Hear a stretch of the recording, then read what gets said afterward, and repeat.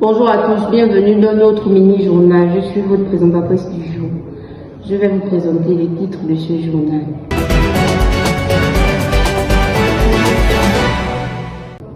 La poursuite de la grève illimitée des enseignants du secondaire, revendication de leur salaire et de leurs conditions de travail.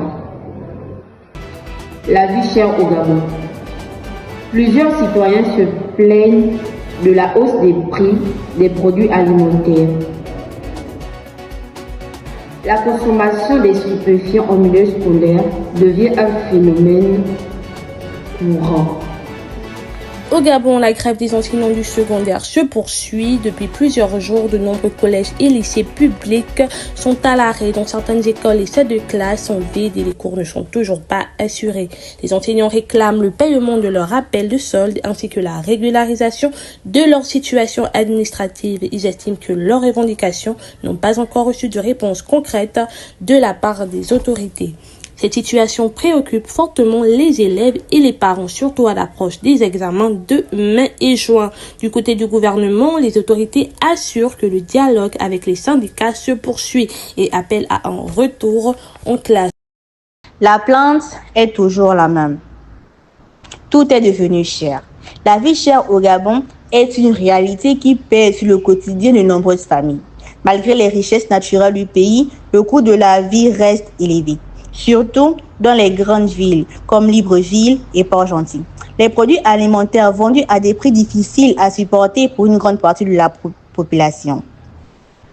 Tenez par exemple, la bouteille d'eau Onza qui coûtait 500 francs se retrouve aujourd'hui à 700 francs ou encore à 1000 francs selon la surface. Si ce n'est pas l'eau minérale, c'est d'autres produits de première nécessité qui subissent la hausse des prix, comme le sac de riz, le poulet, les bidons d'huile, le sucre.